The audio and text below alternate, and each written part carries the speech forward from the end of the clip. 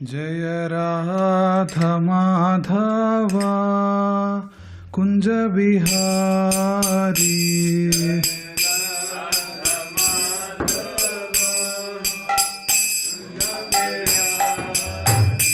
जय राधा माधव कुंज बिहारी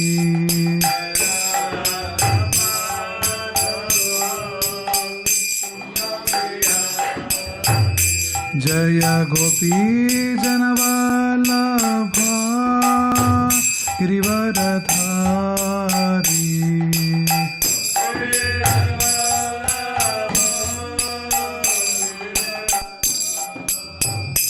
जय गोपी जनवल्लभा गिरिवरधारी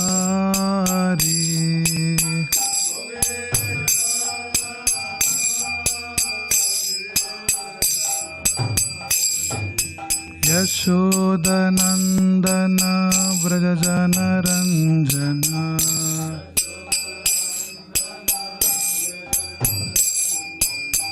यशोदनंदन व्रजजनरंजन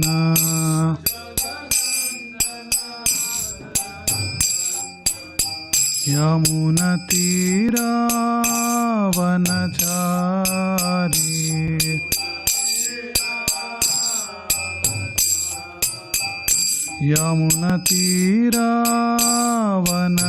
यमुनतीरावनचारी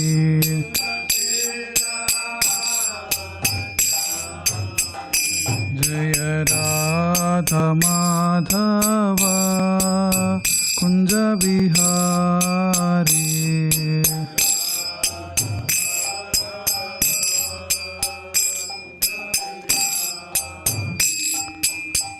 हरे कृष्णा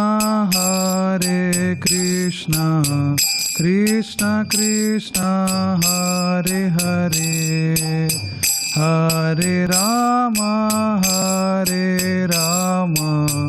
राम राम हरे हरे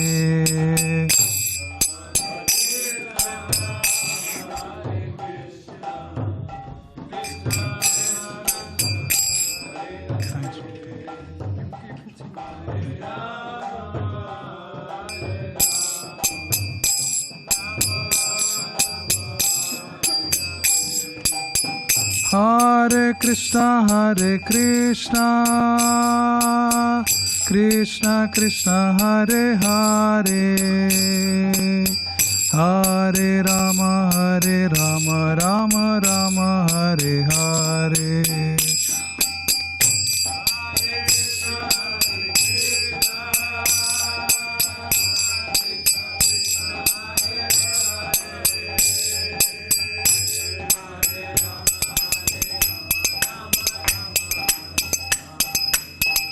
जय राधा माधव कुंज बिहारी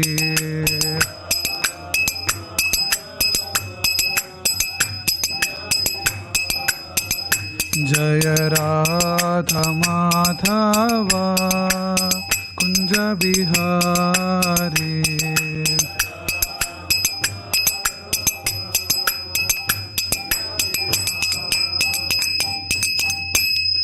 ओम अज्ञान जय ओम विष्णुपाद परमहंस परिव्राजकाचार्य अष्टोत्तर शतस्य श्रीमद् his divine grace A C Bhaktivedanta Swami Srila Prabhupada की नित्य लीला प्रविष्ट जय ओम विष्णुपाद परमहंस परिव्राजकाचार्य अष्टोत्तर शतस्य श्रीमद् his divine grace Srila Bhakti Siddhanta Saraswati Goswami Srila Prabhupada की अनंत कोटि वैष्णव वृंद की नामाचार्य श्री हरिदास ठाकुर की प्रेम से कहो श्री कृष्ण चैतन्य प्रभु नित्यानंद श्री अद्वैत गदाधर श्रीवासादि गौर भक्त वृंद की गंगामाई की यमुना माई की तुलसी देवी की भक्ति देवी की समवेत भक्त वृंद की all glories to some devotees, all glories to some devotees, all glories to some devotees, all glories to Shri Guru and Shri Gauranga.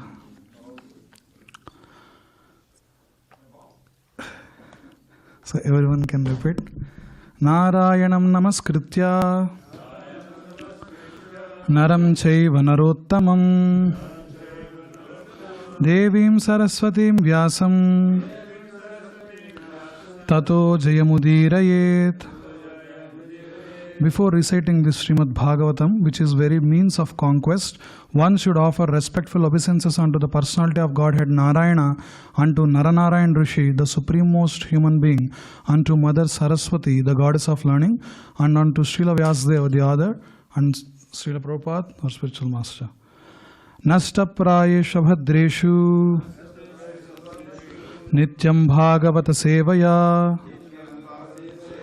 Bhagavatyuttama sloke bhaktir bhavati naishtiki.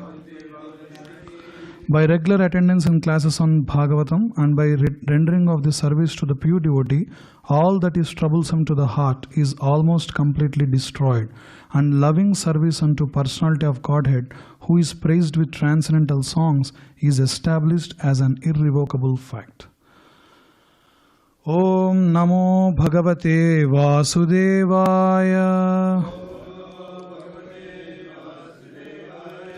Om Namo Bhagavate Vasudevaya. Om Namo Bhagavate Vasudevaya. On this day of 4th July in San Diego, California, USA, we are reading Srimad Bhagavatam, Canto 8, Withdrawal of the Cosmic Creations, Chapter 16, Executing the Payovrata Process of Worship, and Text 23rd.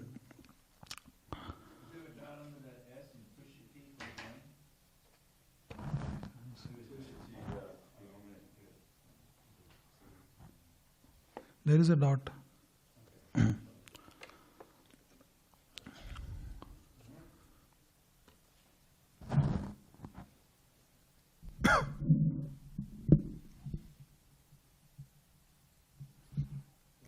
Okay. Adishatvam dvijasreshtha vidhim tadvupadvanam vidhim tad upadhavanam ashutushyati me deva sidantya sahaputrakaihi. Adishatvam dvijasreshtha vidhim tadvupadhavanam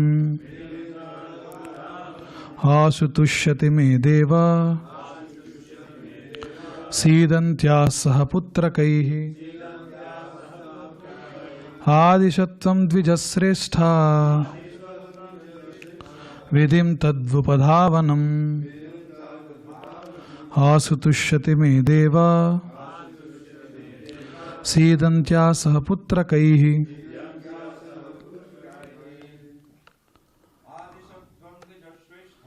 Adishatvam vidasreshtha vidhim tadvupadhavanam asutushyati me deva sidantya sahaputrakaihi. Adishatvam dvijasreshtha vidhim tadvupadhavanam asutushyati me deva sidantya sahaputrakaihi. Adishatvam dvijasreshtha vidhim tadvupadhavanam asutushyati me deva sidantya sahaputrakaihi. Adishatvam dvijasreshtha vidhim tadvupadhavanam asutushyati me deva sidantya sahaputrakaihi. Anyone online? Adishatvam dvijasreshtha Adishatvam dvijasreshtha vidhim tadupadhavanam vidhim tadvupadhavanam ashutushyati me deva asutushyati me deva sidantya saha putrakaihi. sidantya sahaputrakaihi. Want to get right?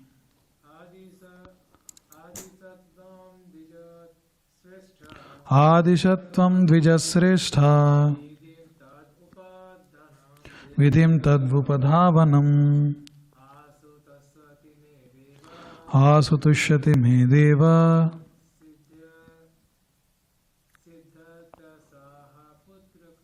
Sidantya sahaputrakai.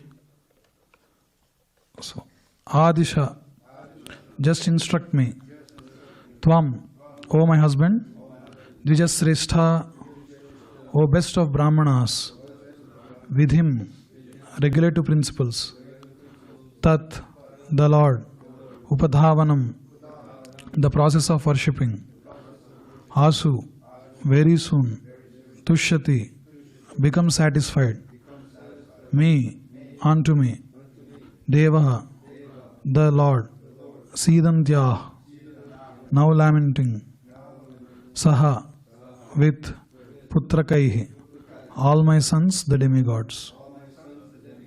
Translation and purport by Sri A.C. Bhaktivedanta Swami Srila Prabhupada ki Jai.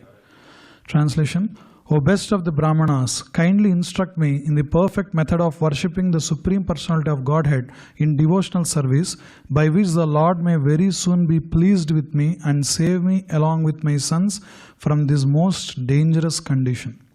Purport: sometimes less intelligent men ask whether one has to approach a guru to be instructed in devotional service for spiritual advancement. The answer is given here. Indeed, not only here but also in Bhagavad Gita, where Arjuna accepted Krishna as his guru, Sishyasteham Shadimam Tvam Prapannam. The Vedas also instruct Tad Vijnanardham Sa Gurumeva Bhigacchetaha. One must accept a guru for proper direction if one is seriously inclined towards advancement in spiritual life. The Lord says that one must worship the Acharya who is representative of Supreme Personality of Godhead, Acharyam Mam Vijaniyat. One should definitely understand this. In Chaitanya Charitamrita, it is said that the Guru is the manifestation of Supreme Personality of Godhead. Therefore, according to all the evidence given by the Shastra and by practical behavior of the devotees, one must accept a Guru. Aditi accepted her husband as her Guru so that he would direct her how to advance in spiritual consciousness, devotional service by worshipping the Supreme Lord. So, Om Ajnanatimirandasya Gnananjana Shalakaya Chakshuranmilitam Yena Tasmai Sri Gurave Namaha.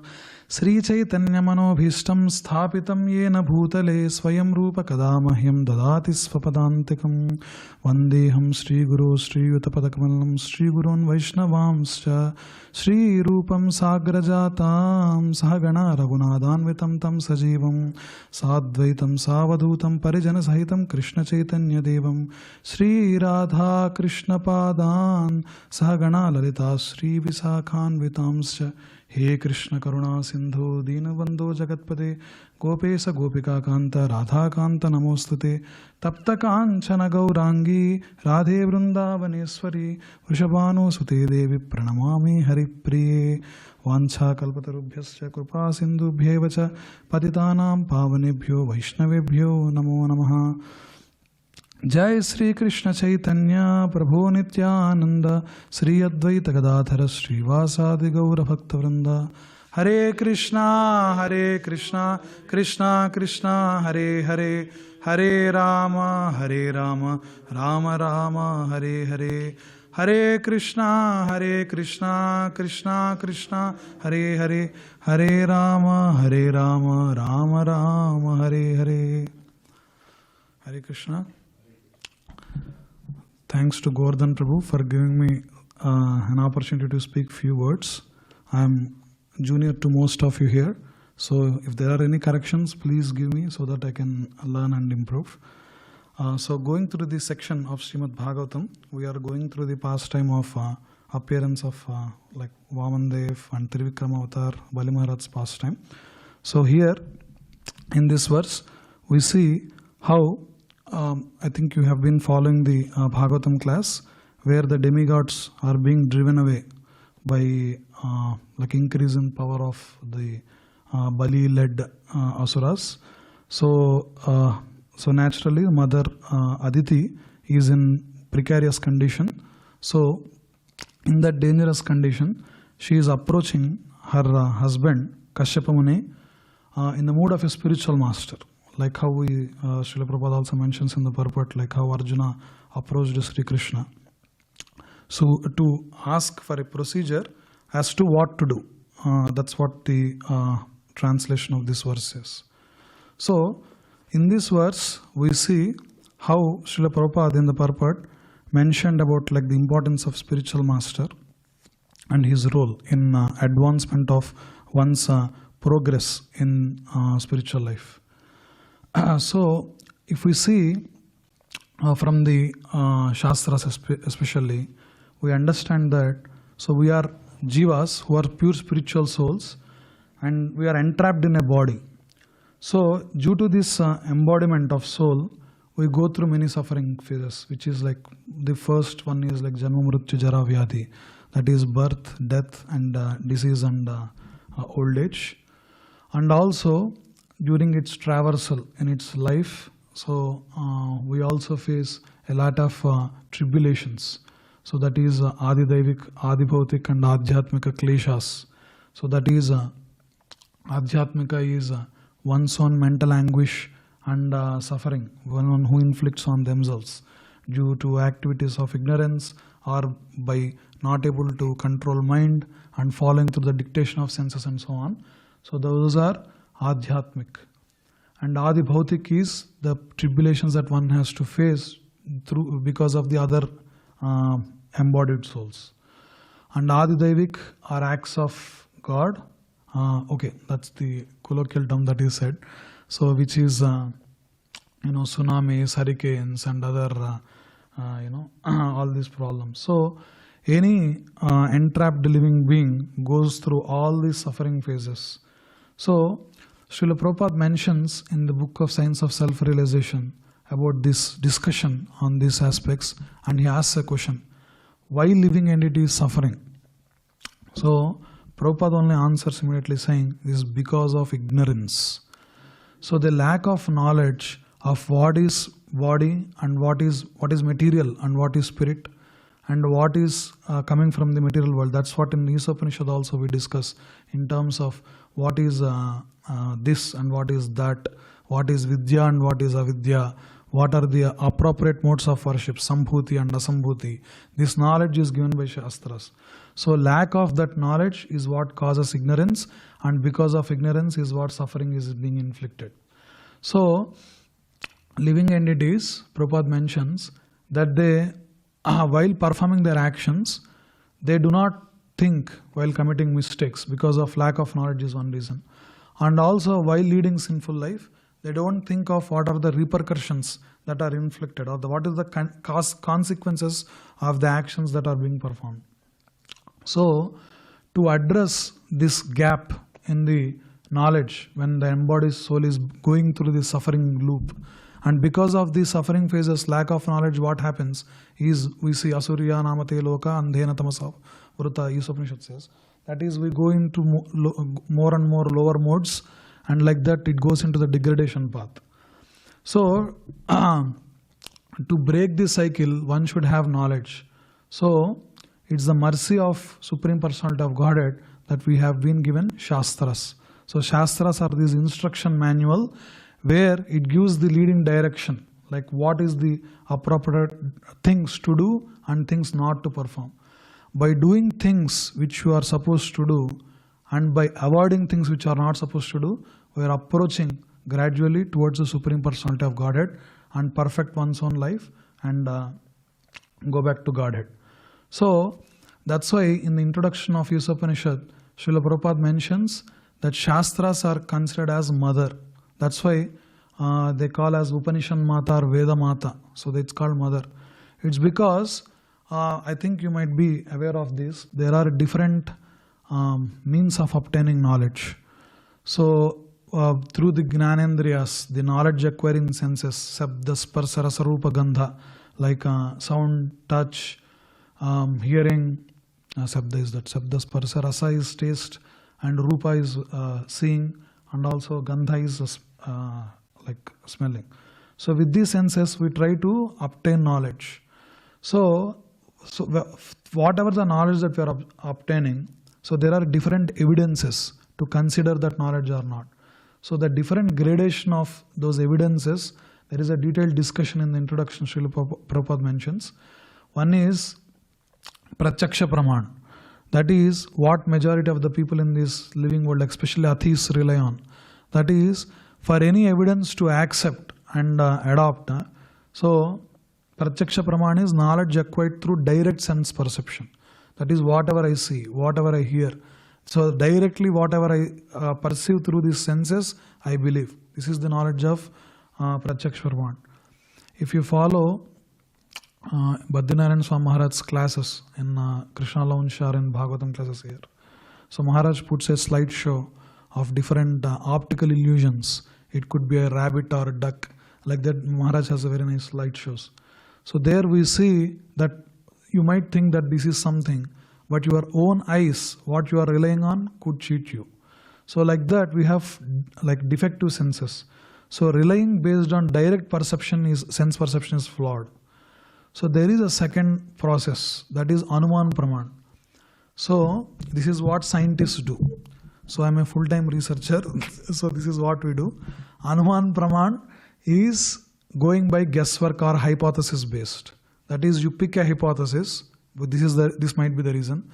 Then you do certain experiments and then you will validate whether that hypothesis is correct or wrong. So what is danger in it? So spiritual path, actually in Science of Self-Relation, Prabhupada quotes this in the chapter, Saints and Swindlers chapter, that walking on a spiritual path is like walking on a razor edge. There is a verse which is quoted in one of the Upanishads, Prabhupada quote. So one of the example that I give in Upanishad classes on Saturday about Anuman Praman is there was once an outbreak of plague in Europe. So there were some hot spots that people were trying to identify to somehow stop the outbreak of plague and contain it. So while going through these studies, all these so-called intelligent people, what they did is they found out these locations or hotspots in some of through the country where the plague outcomes, the outcome of the patients of plague is directly correlated with number of cats in that region. So they started catching these cats and started massively killing the cats. So by their hypothesis, the disease should go down, but it actually shot up. So it's because the plague is caused by rats. So because there are more rats in that region, cats were coming there. So this is some example to understand, going by the guesswork, we can't waste life after life. That is one example of Anuman Praman. So we need a knowledge base or the process of obtaining that evidence-based knowledge, which is not flawed. So what is recommended is called Shabda Praman. That is the actual knowledge that is there with beyond the faultiness of all the defects that we have seen, that Supreme Personality of Godhead has given through Shastras. So, Dharmantu Sakshat Bhagavat Pranitam. All the Shastras are compiled and given to us by Supreme Personality of Godhead itself, so that we do not waste our lives after lives and get trapped in the cycle of birth and death. So, in this Sabda Praman, so Shastras, that's what the mother analogy we said. And so Upanishads or Vedic literature or Srimad Bhagavatam and Bhagavad Gita, these all Shastras gives us that instructions as to what to do and what not to do.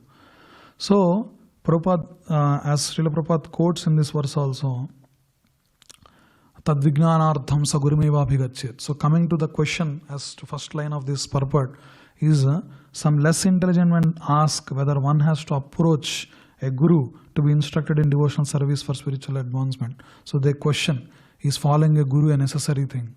Can't we directly read some books and get this knowledge? So that's where we have to understand what Shastra says, Tad Vijnanardham sa gurumeva abhigachyetaha. So if you have to obtain knowledge, one must approach spiritual master. And the second line of that verse is Samitpani Srotriyam Brahmanishtam. You have to approach that guru who is Brahmanishtam, who is actually situated in Brahman. That is a pure devotee of the Lord. So that is what Shastric injunction says. So here the words Vijnana is there. So the Dravid Prabhu gives in his Bhagavad Gita classes, the difference between Gnana and Vijnana is knowledge, Vijnana is realized knowledge. To obtain that realized knowledge, one must has to approach Guru in what is said in Bhagavad Gita. Tadvidhi pranipatena pariprasena sevaya upadekshanti te gnanam gnaninas tattvadarsanaha. To obtain the knowledge from the tattvadarsis, the truth seers, so one must have to approach in the spirit, as how Aditi is approaching Kashyapa Muni, Mother Aditi is approaching Kashyapa Muni, and as Arjuna approached Krishna. So then you might ask, this is the one question that goes on, so can't I just read books and obtain that knowledge? So there is one example I heard from one of my senior God brothers, Radhesham Prabhu, while giving this example. So the Sanskrit words, it will actually, in one context it could mean something, but it actually means something else. One example he gives is, there is this verse, Kesavam patitam drishtva Pandava harshanirpharaha rudante kauravaste ha ha kesava kesava. This is one of the verse. So if you translate this verse by taking word by word, Kesavam patitam drishtva, by seeing Keshava fall down, like in terms of body collapsing or falling down. Pandava harshanirpharaha, by seeing Krishna's body falling down, Pandavas are celebrating in joy. And rudante kauravaste, so Kauravas are crying, ha Keshava Keshava, alas, O Keshava, oh, like that they are crying. So is this true? Will this ever happen? So if you take another meaning of these actual words, is Kesavam patitam drishtva, by seeing a dead body, some dead body, falling into a lake, the residents of that lake, Pandava Harshanirabha, the residents of lake, which are fish and other aquatic organisms, are celebrating in joy. That is okay, we don't need to look for a meal for another 2-3 months like that. And Rudante Kauravaste means the crows and vultures are actually lamenting, ha Keshava Keshava, we missed this opportunity. So the words of Sanskrit words and the translations are very, very tricky if you are relying on that. So Sabda Praman are following the Guru Parampara. Why we follow spiritual master and the line of disciplic succession, that is said in not only in Bhagavad Gita, from the Vedic itself, even when in the different incarnations of Lord Hari also, like when Ram was giving some instructions, he always quotes from the Shastras.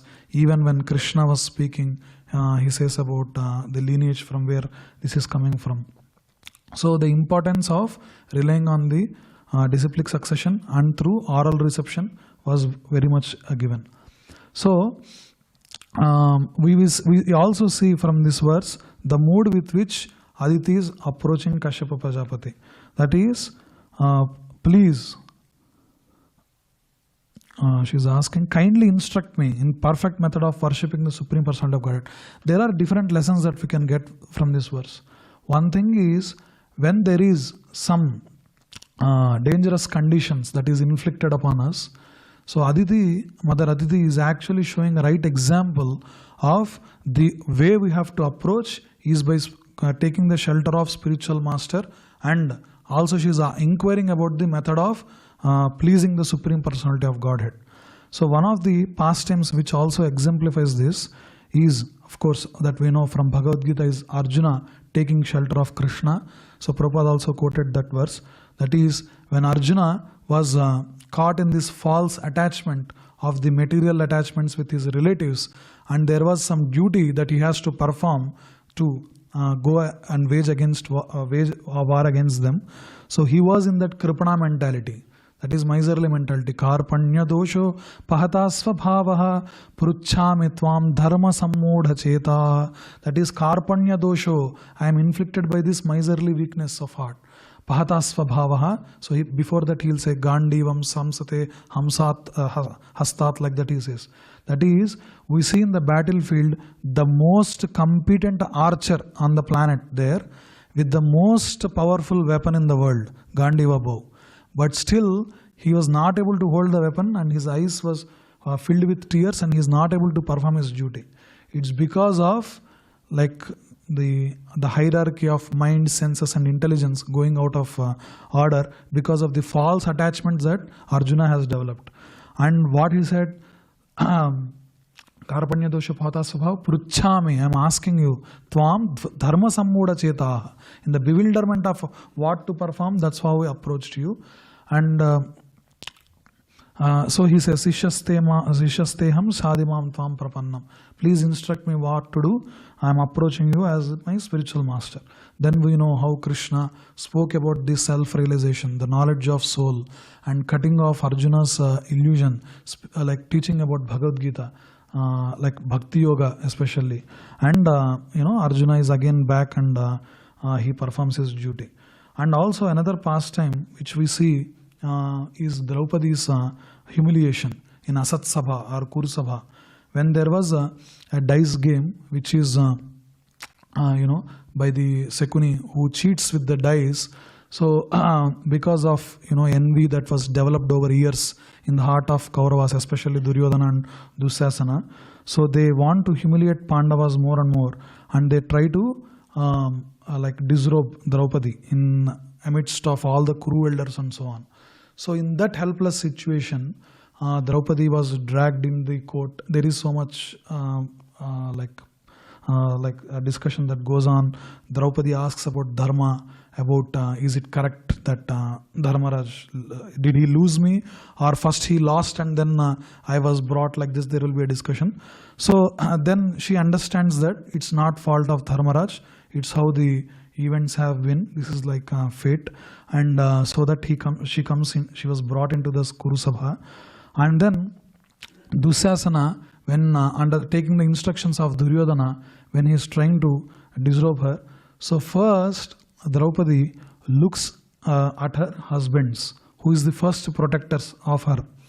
So by that time itself, when she was brought into the Sabha, so the Pandavas removes their upper garment, saying that our royalty is lost here, we are helpless here, because we ourselves are now servants of Kurus.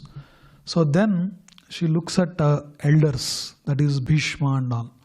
So even they looked down and they couldn't do anything. So then she understands that none of the people so all that material strength, that whatever the shelter that she thought she has, is now going off one by one option like that. And when Dusasana starts pulling her sari, so she first puts in her sari between the teeth, and she tries to catch with two hands. So these are different modes of taking, still her, she's still relying on her this strength to somehow defend and save from humiliation. When none of the things are not working anymore, then the last option that she takes is looking at Krupacharya. So Krupacharya, he's Acharya and also with mercy, ironically in this name like that. So when she looks at Krupacharya one last time, Krupacharya won't speak anything and he'll show like this. So that is here Krupacharya acted as a spiritual master of Draupadi. And then she puts her both hands up and she calls to Krishna, asking for, hey Krishna, Gopi Jana Vallabha, please save from the humiliation that is happening to me. Then we see how Krishna appears and he gives multicolored robes to Draupadi. So at the time of this dangerous condition, what these pure devotees show us is to take shelter of the spiritual master and approach Supreme Personality of Godhead. So Srila Prabhupada mentions in self-realization that before, as we said, how the embodied soul is in this ignorance and darkness. That's what in the Mangalacharan verse also we say, Om Ajnana Timirandhasya Gnananjana Shalakaya. So because of Ajnana, Timira means darkness. So we are in a darkness. So we are praying for a spiritual master to give Gnananjana Shalakaya Chakshur Unmilitam Yena. So to give that Sastra Chakshu and to see the difference between what is that material things and spiritual things, and what are things to do and what are things to avoid. This is the things we pray for spiritual master to give. And so Prabhupada mentions this point, that is Guru's business is bring disciples to or from darkness to light. So this is one of the points Prabhupada mentions. And also as an embodied soul goes through a lot of sufferings, so Guru's business is to rescue disciples from ignorance. So Prabhupada also quotes one of the verse here. That is, because of the ignorance that the soul is facing because of this embodiment, bodily conception.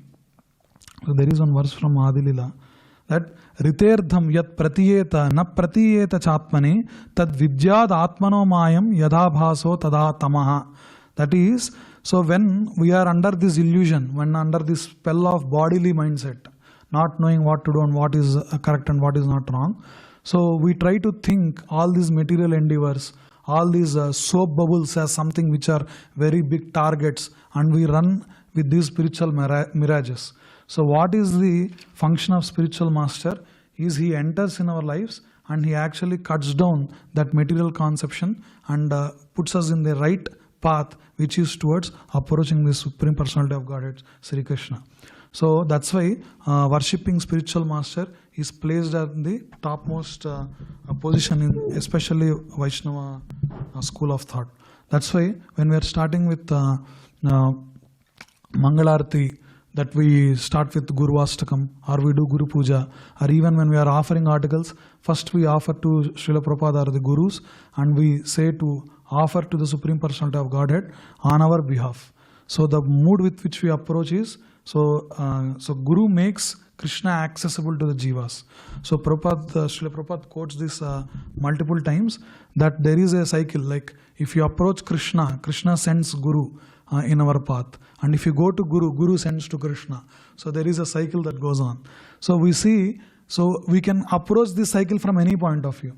So by through the pastimes of Mahajanas, or especially Srila Prabhupada, that we see an unconditioned or apradihata mercy of a spiritual master will turn the path of living beings which are going down the dark path towards Krishna, and how they perfected their life we can see through pastimes of Srila Prabhupada's disciples and so on.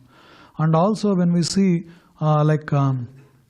pastimes like Dhruva Maharaj, where Dhruva Maharaj was told to search for Supreme Personality of Godhead Krishna by his mother, and so he has that strong determination to somehow obtain the mercy of Krishna, though he doesn't know the way. So he walks into the forest. Then Krishna sends spiritual master Narada into the path of Dhruva Maharaj. So that's how this cycle is there. So if a jiva or an embodied soul, if he is sincere, so Krishna sends a spiritual master in his path and adjust his whatever the path he is going through. So, and also another so the function of spiritual master that Srila Prabhupada mentions is the function of spiritual master Prabhupada mentions is, so Krishna and Jiva. So Jiva is in a fallen state, which where Krishna is not accessible. So because of the mercy of spiritual master, so by requesting Krishna be accessible to actually even Chaitanya Charitamrita says that the mercy manifestation of a Chaitya Guru, inside the spiritual master who is Krishna, is actually spiritual master. That's how he manifests, so that we can perform direct service to the Lord through Guru. And also we also see in Guru Astakam that Sakshat Haritvena Samasta Shastra. So like that it goes. That is the position of spiritual master is Sakshat Hari. That means we respect spiritual master as almost God, like that, so that we can serve him and perfect our life. And also one last point I'll say. So that is from this purport specifically, another thing we observe is Adishatvam Dvijasreshta. She approached her husband, and also her husband Kashyapa Muni is Dvijasreshta she refers to. That is, he is more eligible to give that proper knowledge. So in that line, Rishabhdeva says that all these responsibilities in terms of being a spiritual master, father or husband is actually filled with responsibilities. And there is a verse he quotes, Gurur na sasyat, svajano na sasyat, pita na sasyat, janani na sasyat, daivam na tatsyan, na patischa sasyan, na mochayet yas samupeta mrutyum. That is, na mochayet sa yas samupeta mrutyum. That is, one who cannot deliver his dependents from the path of repeated birth and death should never become a spiritual master, a father, a husband, a mother, or a worshipable demigod. That is, these all positions come with a responsibility to assist their dependents to deliver them from repeated birth and death. So that's all I have. If anyone has any questions or comments, we can. I have a question first. Is this microphone on? I can't really tell. It is on? I appreciate the structure of your class. I like that. And if, correct me if I'm wrong, I just wanted, it seemed like you started by looking at, okay, the verses, Kashyapa instructing, who's speaking in today's verse? Aditi. Yes, Aditi is speaking to Kashyapa because he just gave her advice to worship the Lord. And then you give the backstory that why did he give her that advice? Because she's in distress. Why is she in distress? Because of her sons and so on. And then you said, okay, so everyone in this world goes through periods of suffering and periods of enjoyment. And then you looked at what are the different kinds of suffering, the different kleshas. And then from there you spoke on how these different kleshas are remedied by Shastra. And then you spoke of how the different pramanas in Shastra, Shabda Pramana. And then you said how, well, Shastra may be Shabda Pramana, which is like the best remedy for these kleshas, but that's not enough because Shastra needs to be interpreted. Yes. And therefore Shastra isn't going to be a remedy, even if it is Shabda Pramana, if you are on your own interpreting it. Therefore you need a guru. And so then you spoke on that. And then... but it was emphasized that because interpretation is tricky, and you gave that example. And then from there you went on kind of then full circle to how Draupadi, from her guru, then she was, again, like this, surrender to Krishna. And because Krishna is the only protector. In addition to that, you emphasize that guru teaches, Parvatam and all that. But so I like how it went full circle. I like the whole structure of it. The one thing, and I think this is a kind of a tricky question, so I don't know if I can really expect you to, on the spot, have something for this. But when it gets to maybe 3/4 in to your class, the section about Shabda Pramana is not enough unless you have a guru, because a guru shows you how to interpret. Well, most devotees in ISKCON would say that Srila Prabhupada already did that for them. That's already been accomplished by Srila Prabhupada. And so why would they need a guru after Srila Prabhupada? And in fact, how many devotees in ISKCON right now are really getting any function like that from their Diksha guru?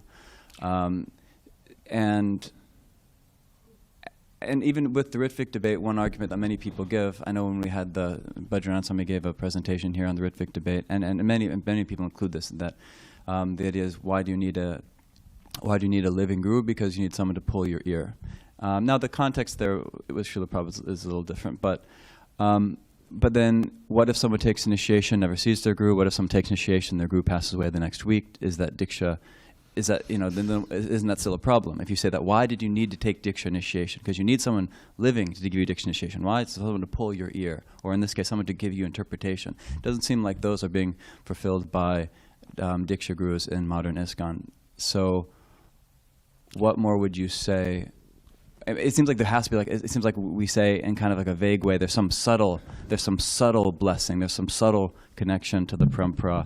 This is a very rational one you get, very rational structure for why I grew, but then some say, well, for the rational approach, Prabhupada already accomplished that. So unless there's some subtle that you can't really access, you can access logically, we can't really access, why take Diksha initiation at this point?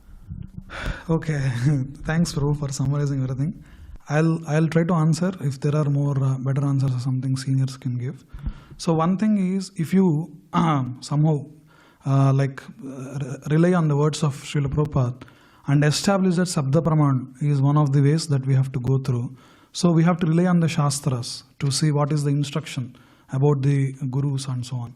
Yes, Srila Prabhupada has translated, and that is also unconditional mercy of an Acharya, where all the Shastras are available. But if you see Haribhakti Vilas, I think Balaram Prabhu also gives these in IDC classes, that one of the instruction is we have to take Diksha from a living Guru. We have to take Harinam Diksha from a spiritual master who has gone, like who and you should be there at the same time. So what is the position of the spiritual masters after Srila Prabhupada is, there is always this point, making it more relevant to the times that we are going through. So that is one thing that your spiritual master gives. And also it's the Vaishnava Shastras say that we have to take through like a guru from that point of view. See the examples that you gave, like if you take Diksha and then the guru pass away after 1 week, these are all very rare examples. How many are there? Actually, the example was that you take Diksha initiation, then your guru passes away soon, or you take Diksha initiation and you don't really have a lot of personal interaction with the guru, where he's really course correcting you, giving interpretation on this, really on the scene. So that means we should rely on the Vani of the spiritual master. So there is a discussion of, again, you might have known that Vani Seva and Vapu Seva. If we see in our Shastras also, when Brahma is about to start the creation, when he's clueless in the beginning, so he didn't have the direct association of his spiritual master or anything.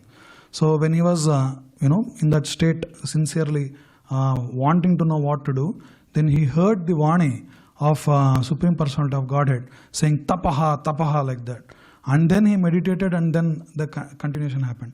We see also from the pastime of Prahlad Maharaj, where Prahlad never sat with, with Narada Muni. He didn't see. He was in the womb of his mother, Kayadu, I think. And then he was hearing the words of Narada Muni. And he was, like most of the Acharyas or any Mahajanas that we see, they have given more importance to the Vani Seva of spiritual masters. So if in your case, then we have to go through why they took Diksha from such, like that spiritual master.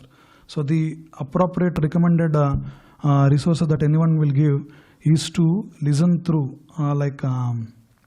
the spiritual, like sannyasis, and then whatever the pastimes or like whatever their activities, and also whose Vani that we are more driven to, and whose Vani is more we are inspired to, is where they recommend to take Diksha from. So in that case, the Vani of spiritual master is always there. And expecting the spiritual master to serve us by sitting before us and translating all the things, it's not appropriate from our side. So that even modern sage ISKCON sannyasis are accomplishing it. All the lectures are accessible. Even though they leave the body, the Vani Seva that a sincere disciple can do it. But it seems a core premise in your class here, and not just in yours, it's a standard thing we do repeat in ISKCON, is that why do you need a living guru? So there's someone who can pull your ear. And so there's someone who can make sure you're not misinterpreting, misapplying instruction from Shastra. And so you can say, well, you can listen to, if you don't have immediate, the presence of your guru, physical presence, then you take shelter of his Vani. But then Siksha Gurus are there. So that's another topic. That's what I also think is a thing, but is kind of the core thing missing. But so here, if you just say, well, Diksha Guru, take shelter of his Vani, well, his Vani is not specific to you. And so Vani won't do anything when it comes to are you misinterpreting? You can listen to Prabhupada's Vani all for 50 years, and if you still are convinced of the Ritvik theory or something else, you're going to stay convinced, because Prabhupada's not saying to you, you've gotten off track and course correct you, because he, So Vani, whether it's Prabhupada's Vani or your Diksha Guru's Vani, still seems to have that limitation. Now Balaram Prabhu brings up whether Shiksha Guru. So that's what I feel like that's very relevant, because when I hear classes about Guru, we say that, we pretty much say that unless you have a Guru to guide you, like a living Guru to guide you, you're doomed.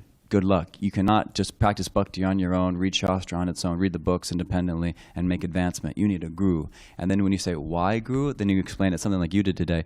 And that's well, that's referring to Shiksha Guru. And generally Diksha, you would say ideally Diksha would be both.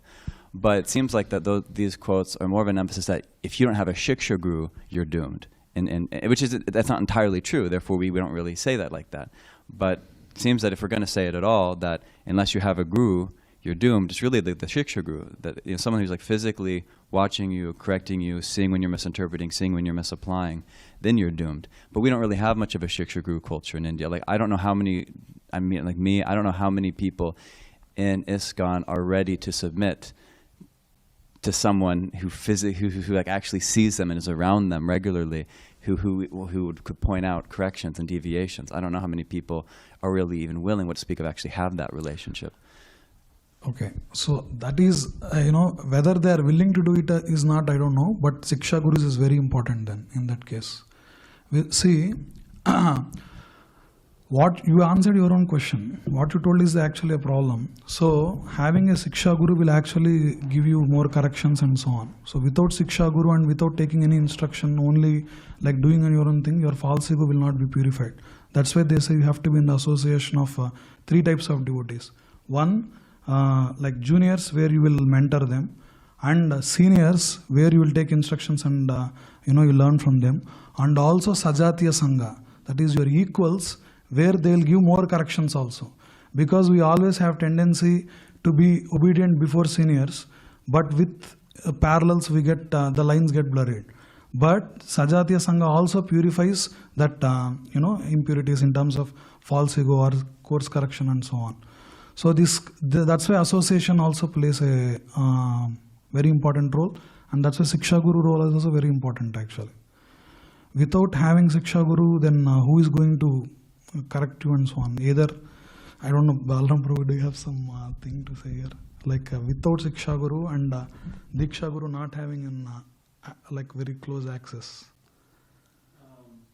Well, what should I comment on exactly? Well, you mentioned like the Shiksha Guru, just saying more about the Shiksha Guru topic.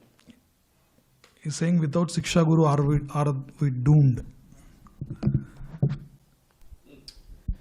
Well, there's a quote from where am I? I was thinking of Bhakti Siddhanta Saraswati Thakur Gaurkishordas Babaji. Yeah. I'm thinking about. I think it's.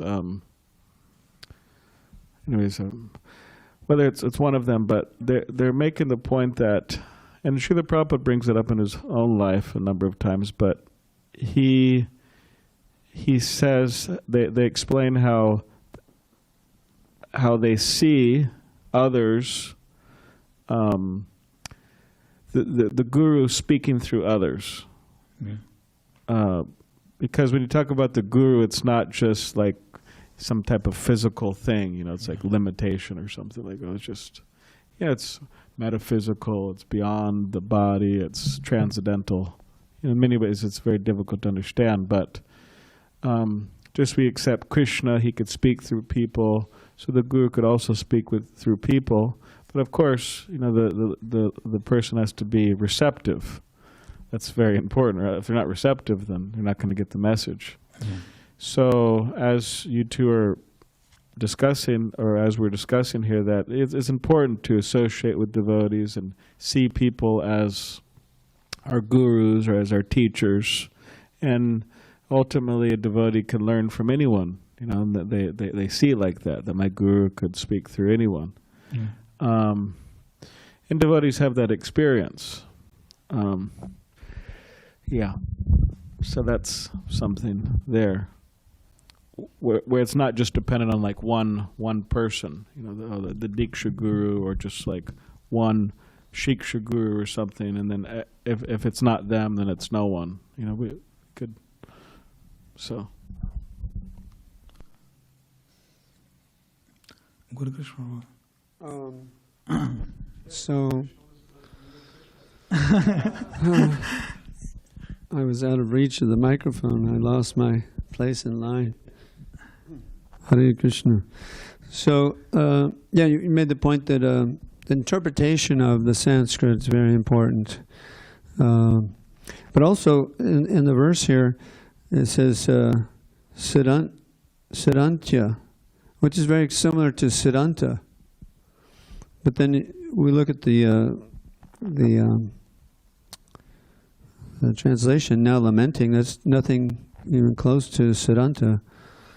Siddhanta, Yeah. Right, has just missing the age. See, these. And then this verse, especially this one from Bhagavad Gita, this is probably triggers the what are they called again? The Ritvaks. Shishasteham. You know, see, Arjuna didn't get Diksha, he got Shishya. And we have Bhagavad Gita, so we can also get Shishya. And so, you know, we don't need a live guru because we have the same, it's unchanged, like mangoes coming down from the top of the tree. So, you know, we don't need a guru because we have, we're receiving the knowledge just like Arjuna did. And Arjuna didn't get Diksha, he just got Shiksha. Disciple. It's Shishya. Mm-hmm. He didn't get Japa Diksha as well. They'll probably say, well, he didn't get his name changed, didn't really get... I mean, the guru disciple. The guru disciple relationship makes complete sense if one understands Vaishnava philosophy. And like Chaitanya Mahaprabhu, one should be as humble as a blade of grass, as tolerant as a tree, and offer all respects to others. Having a guru or having gurus, shiksha gurus, it just completely facilitates that humility. The guru is there, or the gurus are there to train disciples and how to be humble. Or else everybody's just kind of equal, and it's like, hey, we're all equal. You know, it's like, well, you know, okay, maybe I'll get some good ideas from you, but in terms of like firm direction, you know, why? I mean, it's like, yeah, they don't so really it makes want to complete surrender. sense, you know, because the whole idea, or one of the ideas, you know, the conditioned soul in this material world develops so much pride, and you know, neglecting Krishna, but upon accepting a guru and gurus and humbling oneself, then this breaks all that down.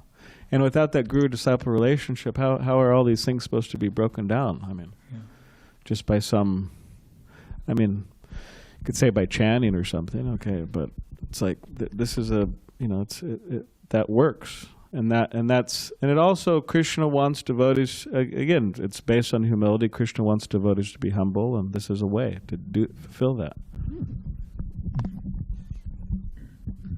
We're all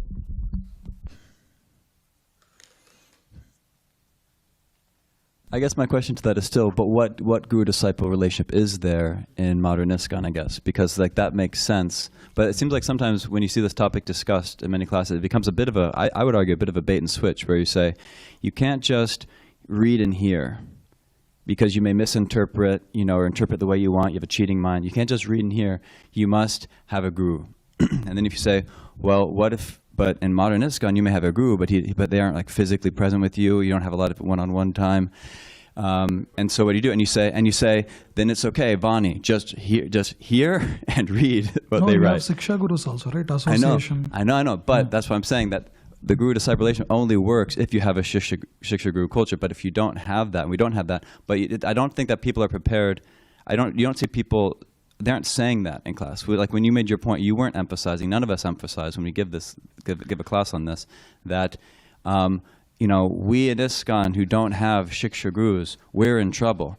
To whatever degree, because for instance, we can say that the statement you said, that if you don't have a guru, good luck, like you're in trouble, you're doomed. You could say that. And so we could say, well, technically that's not true, because like, you could refer to the verse in Chaitanya Charitamrita that just the holy name alone, even without initiation, the holy name alone can take you back to Godhead. So it's true. It's an absolute statement. It's not 100% true. You don't need a guru. But we're saying you need a guru. So to whatever degree that statement is true, it seems like to that degree it's true for a Shiksha Guru. That without someone who's course correcting you, there's no hope. You say, well, it's not no hope. Yeah, there's no hope just as much as there's no hope compared to like the Chaitanya Charitamrita verse. There's virtually no hope. Yeah, the holy name alone could take you. What to speak if you also have you're following the Vani of an advanced devotee. But See, Well, yeah, I mean, how many people hear that, like what Vilasa said, and feel like, well, thank God I'm not one of those Ritviks, and thank God I'm not one of those people who don't take initiation. Because they're doomed and I'm not, because I took initiation. If you have a guru, then you're good. Then a Shastra is accessible to you, and you can actually apply it properly in life, and you can take the benefits from Shastra. But how does that make sense when you give the rational explanation of that point, which is what you did in class? How does it work? Why does Guru give you access to Shastra? Because a Guru can correct your misinterpretations and misapplications of Shastra. yes, and makes it more relevant also. Yeah, but how many people have that going on in their life, yet when they hear the statement that Shastra is not accessible until you accept a Guru, and they say, oh, thank goodness I accepted a Guru, so I'm in the clear. They don't feel anxiety when hearing the point.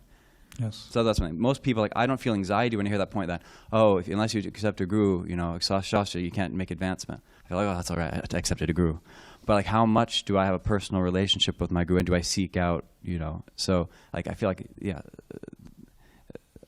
Anyway, I know it's a little complicated. Therefore, there needs to be an emphasis on Having someone who, yeah.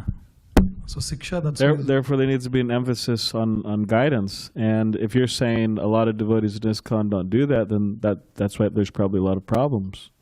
That's why people are having problems, because they're not acting as disciples. Everybody's, they get on the internet and I'm the guru, and here I'm ready to give my opinions and my interpretations, my understanding, and, and they're just young and naive and inexperienced, and even though and that doesn't necessarily mean, when I say young, that doesn't necessarily, they could be old and young, just like young in their understanding. So there should be more stress on people actually being disciples. Like, in terms of their Diksha Guru, means hearing their instructions and understanding them, but also Shiksha Gurus and taking guidance. And yeah. Actually, after Sanatana Goswami compiles Haribhakti Vilas, Rupa Goswami gives 64 angas for Vaidhi Sadhana Bhakti. In that, I was about to make that point, but because of time constraint, I didn't. The first one is Guru Padashraya, taking the shelter. That's the first step. Then Krishna Dikshadi Sikshanam, then taking initiation. Then what all you are saying, like you have to faithfully follow the spiritual master, like that there will be 64 limbs that goes through. So just initiation is like not enough. You have to take the process, and then that, as Balaram Prabhu said, proper guidance we have to take. Yeah, I think we should have more classes on this. Yes. Yeah. Do you have something to tell? Okay. Okay. Thank you, everyone. Srila Prabhupada ki jai.